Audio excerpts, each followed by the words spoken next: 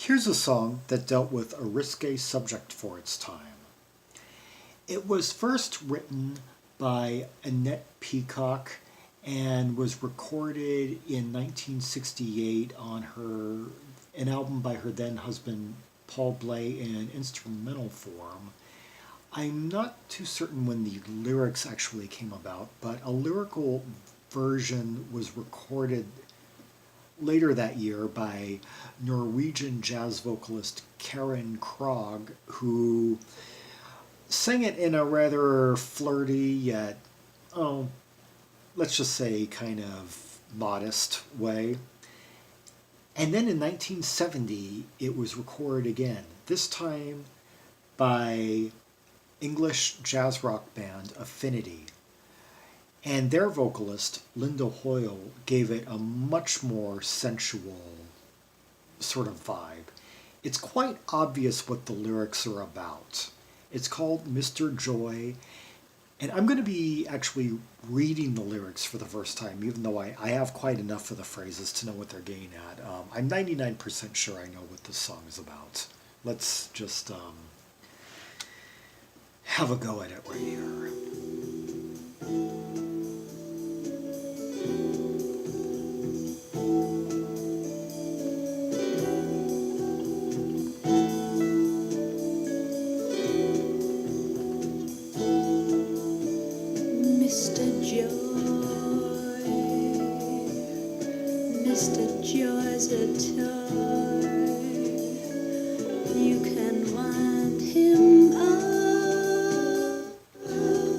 Let's see.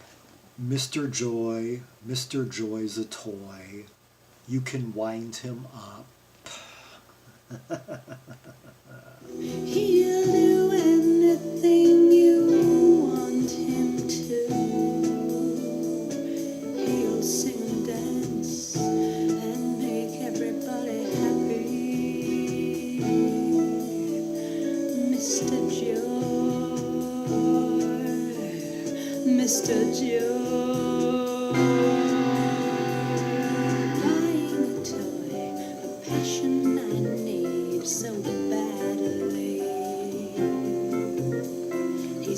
Mr. Joy, he's waiting for me so gladly. He'll do anything you want him to. He'll sing and dance and make everybody happy. Mr. Joy, Mr. Joy. He'll make everybody happy, or just people like Linda Hoyle, Karen Krog and Linda Hoyle, and Annette Peacock. Buying a toy, a passion I need so badly. He's my Mr. Joy, he's waiting for me so gladly. I'll wind him up, and when I'm done, feeling sadly, come to my bed, say, don't you feel so badly. Wind him, and when I'm alone, feeling sadly, come to my bed, say don't you feel so badly.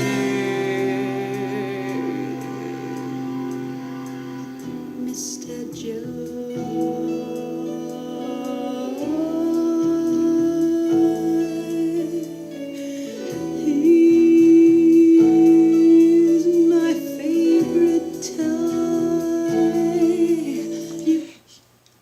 My favorite toy, she says.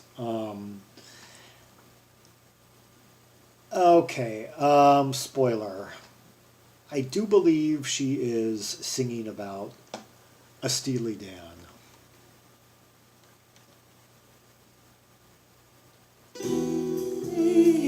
You can wind him up. You can wind him up, and he'll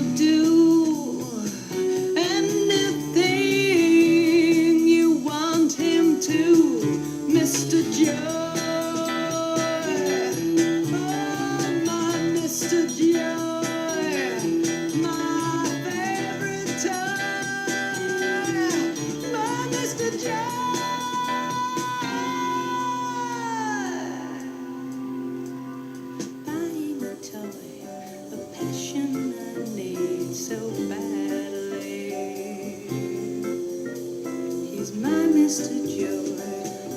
waiting for me so gladly.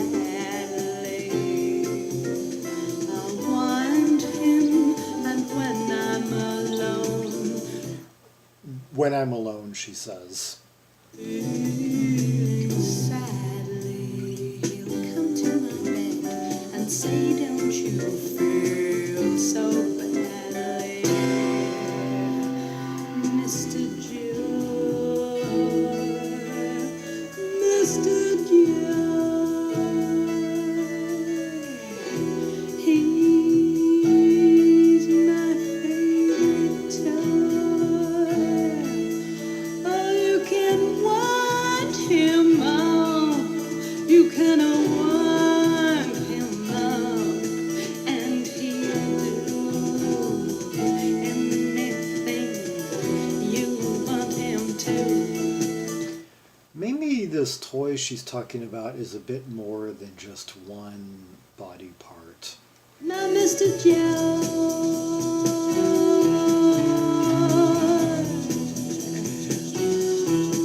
My Mr. Joy, Joy,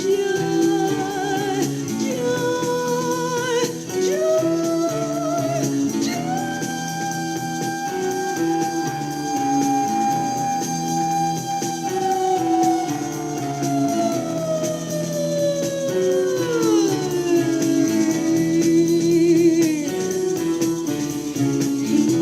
He's my favorite toy.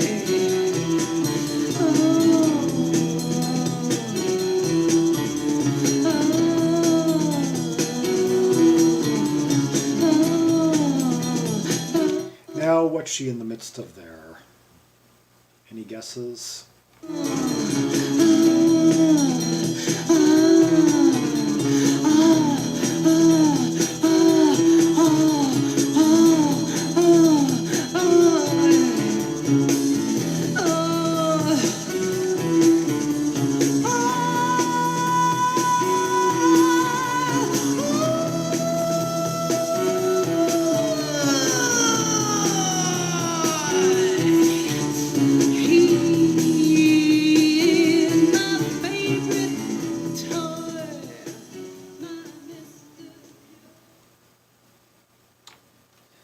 Huh. Well, yes, very edgy for its time. That's Linda Hoyle up front of the English jazz rock band Affinity, doing her rendition of the Annette Peacock composition, Mr. Joy. And I think I was quite revealing as to what I believed this to have been about all along, but you know, it might have been about a little bit more than I was expecting. It might not be, maybe it's more than about a sex toy. Maybe it's about a sex robot. This could have actually been ahead of its time more than just the edgy sense. This could have been ahead of its time in the technological sense for 1970.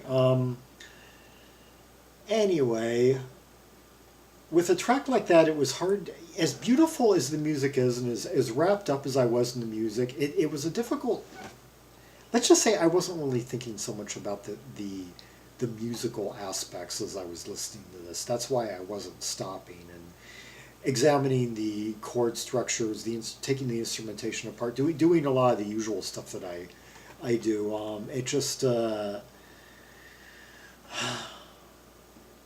don't know, it's kind of like that mood where it's the last thing you're really thinking about is music theory. But bass by Mo Foster, who wrote some of the songs on the album.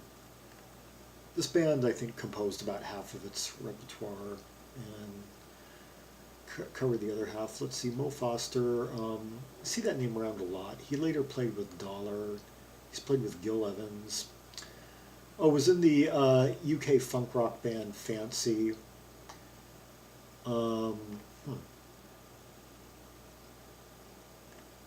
Yeah. The Armada Orchestra. Megatone. Oh yeah, that hard rock band. Different one. Let's see. Drums by Grant Serpell, who later showed up in Sailor. And I think before this had been in a pop psych band called Ice. Am I right? Am I wrong?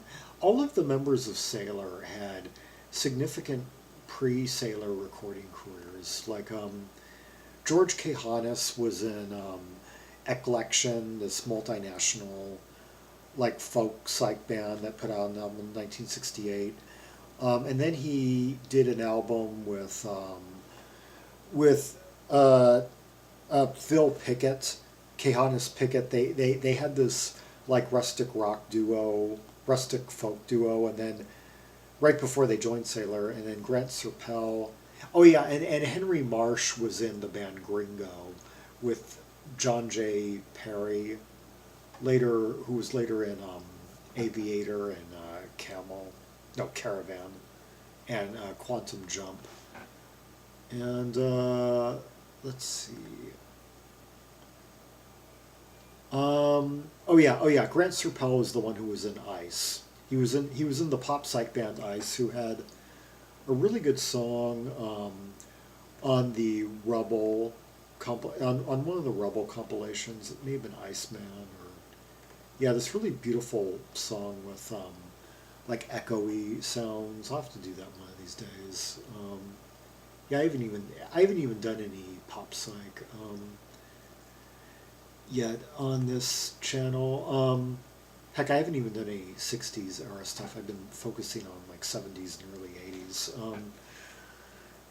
And then of course Affinity had been going around, I guess, in some form since the mid 60s. I think even before there really was such a thing as jazz rock. Their recordings exist from like 65. I don't really know about the nature. Oh, not really. I guess. Yeah, I'd have to check to see what.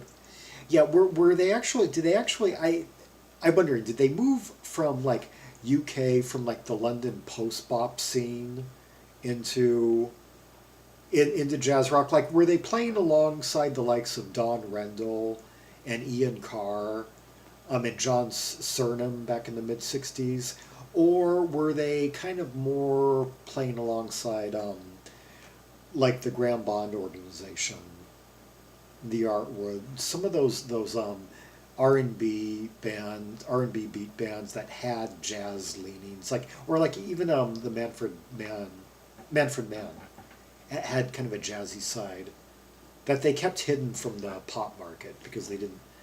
It was more the album side or the club side of the band. Anyway, yeah, Affinity were around a long time prior to that album. I guess they were around for about 7 years, but all they really released in their own lifetime was that one 1970 self-titled album. And then in the 2000s, a bunch of other releases started coming out. And of course, that Affinity album, which appeared on the Vertigo Swirl label, has been reissued just, I guess, a bunch of times, starting like sometime when starting in like 2000. There's been like a floodgate of reissues.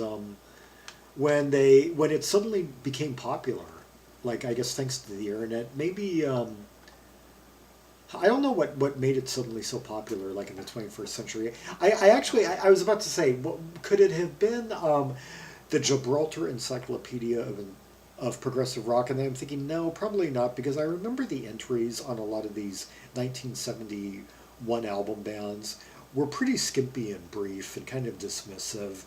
There weren't like a lot of people back in the day. The people who wrote EPR hadn't gotten access to a lot of those recordings. Like Fields, Gracious, Spring, Salamander, yeah, all those. Let's see, guitar by Mike Jopp. I think he had a hand in writing. I think he wrote Night Flight off the album. That's another standout. What else did he do? He was on a couple of albums by Mike Diablo, or Diabo. I always want to say Diablo. Organ, piano, electric piano, harpsichord, vibraphone. That vibraphone was lovely in that song. That was played by Lynton Naiff. One Lynton Naiff. What else did he do? Oh, he just had a few credits here and there. He was he was also in Ice with Grant Serpell. He later played on albums by Maxine Nightingale and Liverpudlian soul funk band The Real Thing. Oh, and he played on the first Tarney Spencer band album, Three's a Crowd, and played on. He played on the album by Jim Rafferty. I have yet to actually work my way through that. Yeah, Jim Rafferty, Jerry's brother, who put out an album the same year that Jerry Rafferty broke really big as a solo artist with the City to City album, and the single was Baker Street, and right down the line, yeah. He used his newfound clout in the industry, Jerry did, to get his brother a contract, I guess, and produced his album. It looks like Lynton Naiff then appeared on some of those comeback albums by Lulu during the early '80s. Yeah, and some albums by Delegation. Looks like he had quite a hand in the UK soul funk, the Brit funk scene, on an album by Billy Ocean. And who else? And that's pretty much it. And Linda Hoyle, of course, did a solo album in 1971, Pieces of Me. What were her other credits? That's a really good album, too. What were her other credits? She was in Ice, too, although I don't recall hearing any female vocals on the two Ice songs that I've heard. She was on that Colin Scott album from 1971. Yeah, UK singer-songwriter Colin Scott, who his 1971 solo album, even though it doesn't ever seem to get a lot of attention, it's like a who's who of like symphonic rock, jazz rock musicians like backing him up on the album. Yeah, Robert Fripp is on there. I think. Yeah, I guess it says Robert Fripp. I was wondering if he was using his alias Bob Fripp, as he had when he appeared on one of the early Van der Graaf Generator albums.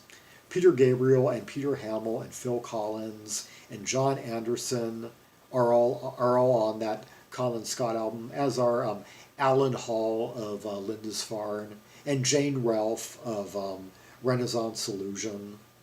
Yeah, Linda Hoyle's this whole like chorus of like Paul Whitehead does the album cover, although it doesn't look anything like a Genesis album cover. And Nick Potter on bass, Guy Evans on drums, one of the drummers. Yeah, it looks like we've got at least half of Van der Graaf Generator on here. And Rick Wakeman. Oh, Bob Andrews of Brinsley Schwartz. Yeah, and Brinsley Schwartz himself is on this too. What made those guys betray the? What turned those guys into kind of I don't know, malcontents at Trimax anyway. There's a song on there written by Neil Innes. Anyway, I could just go on. There's these albums from this time period. These English albums are just so associative. You just explore the. It's almost. It's like a lot of these musicians. They were part of a guild, it seems. Anyway, for more rubies and sapphires from the Affinity album, see the directory of English A albums listed in the description for albums by Affinity, Aardvark, The Action, The Addicts, Ashton Gardner and Dyke, Audience, and I could just list a whole bunch of them, ABC, Asia, A Flock of Seagulls, Adverts, The Animals, The Alan Parsons Project, Anne Clark, Annabella Lamb. Yeah. The list just goes on and on. Yeah, see the link in the description below. And don't forget to like and subscribe. And I hope that if you were getting carried away during the song, I hope that my likeness didn't ruin any of the mental images for you. I do apologize. Maybe I should put something in the descriptor, like say, oh, as you listen to this video, go just open up a second tab in your browser, looking up photos of Linda Hoyle on Google Images for a better visual to go along with this, at least during the music portion, which I think ended about halfway through the video. Anyway, till next time, this is Zaragon, the world's most ear-traveled trimaximalist, signing off.